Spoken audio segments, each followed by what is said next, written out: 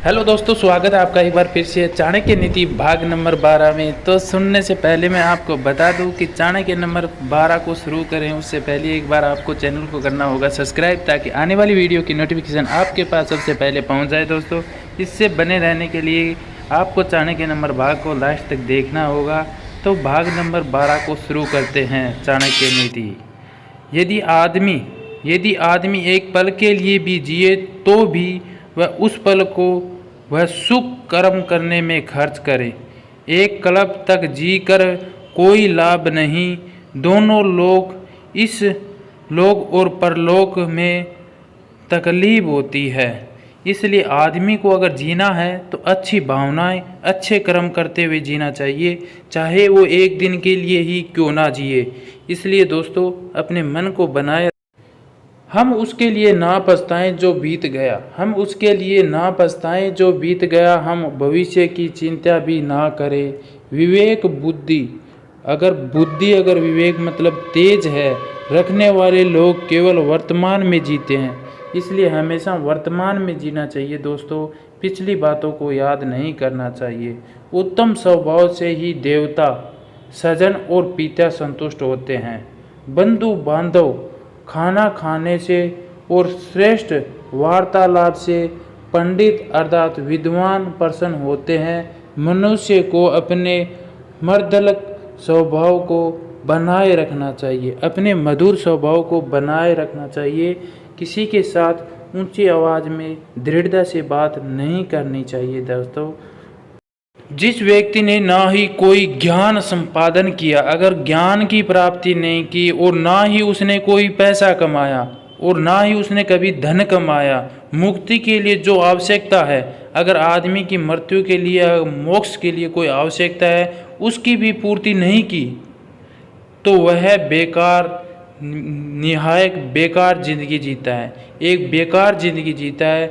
जैसे कि बकरी की गर्दन में झूलने वाले स्तन, अगर बकरी की गर्दन में स्तन जलने का कारण है, हम उसके लिए ना पूछे जो कि बीत गया, हम भविष्य की चिंता भी ना करें। विवेक बुद्धि रखने वाले लोग केवल वर्तमान में जीते हैं।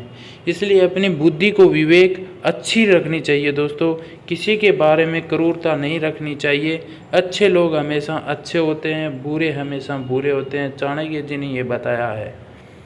उत्तम स्वभाव से ही देवता, सजन और पिता संतुष्ट होते हैं। बंधु बांधव खाना खाने से और श्रेष्ठ वार्तालाप से पंडित अर्थात विद्वान संपन्न होते हैं। मनुष्य को अपने मृदुल स्वभाव को बनाए रखना चाहिए। हमेशा अच्छे विचार, अच्छे कर्म, अच्छा धर्म करना चाहिए दोस्तों। किसी की चोरी चपाटी, किसी की चुगली करना, ये हमारे खानदान में शोभा नहीं देता है। जो व्यक्ति अपने बुढ़ापे में भी मूर्ख है, वह सचमुच ही मूर्ख है। उसी प्रकार जिस प्रकार इंद्र वरुण का फल कितना भी पके मीठा नहीं होता।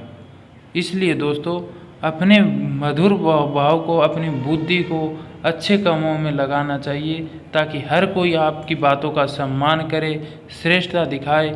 इसलिए चाणक्य जी ने बताया है, बूंद बूंद से सागर बनता है, इसी तरह बूंद बूंद से ज्ञान, गुण और संपत्ति प्राप्त होती है। अगर जिस प्रकार से बूंद बूंद से सागर भरता है, उसी प्रकार से ज्ञान भी गुणों से और ज्ञान की प्राप्ति होती है। बूंद बूंद से किसी से ज्ञान अर्जित करने से ज्ञान की प्राप्ति होती है दोस्तों। इसलिए अपने ज्ञान को बढ़ाए रखना चाहिए सभी के साथ में। देखिए क्या आचार्य है, बड़े लोग अनोखे बात करते हैं। वे पैसे को तो तिनके की तरह मामूली समझते हैं, लेकिन जब वे उसे प्राप्त करते हैं तो उसके बारे में और विनम्र होकर झुक जाते हैं। अगर पैसों के बारे में ज़्यादा नहीं सोचना चाहिए दोस्तों। जो व्यक्ति अपने घर के लोगों से बेहोत आसक्ति रखता है, मतलब खतरनाक रहता है, वह भय और दुख को प्राप्त करता है। आसक्ति के दुख पर मूल है, जिसे दुखी होना है उसे आसक्ति छोड़नी चाहिए। आसक्ति का मतलब होता है सर, आस रखनी है तो अपने दोस्तों के साथ रखनी चाहिए, अपने परिवार को धोखा नहीं देना चाहिए। जो भविष्य के लिए तैयार है और जो किसी भी परिस्थिति को चतुराई से निपटाता है, यह दोनों व्यक्ति सुखी है। लेकिन जो आदमी सिर्फ नसीब के सहारे चलता है वह बर्बाद होता है। अगर आदमी नसीब के ऊपर जीता है कि मेरे को आज लॉटरी लग जाए, मेरे नसीब में होता तो क्या होता, ये बारे में सोचना सबसे ज़्यादा मूर्खता होती है। इसलिए दोस्तों, चाणक्य जी के हर भाग को आप ध्यानपूर्वक सुनना ताकि आपका ज्ञान और मनोबल बढ़े। हमारी आशा यही रहेगी आपके प्रति कि आप हमारे वीडियो को देखकर आप अच्छे ज्ञान की प्राप्ति कर सको। हम कोई फालतू की लाइनें नहीं फैला रहे हैं मीडिया सोशल के ऊपर ताकि किसी का ज्ञान वेस्ट हो।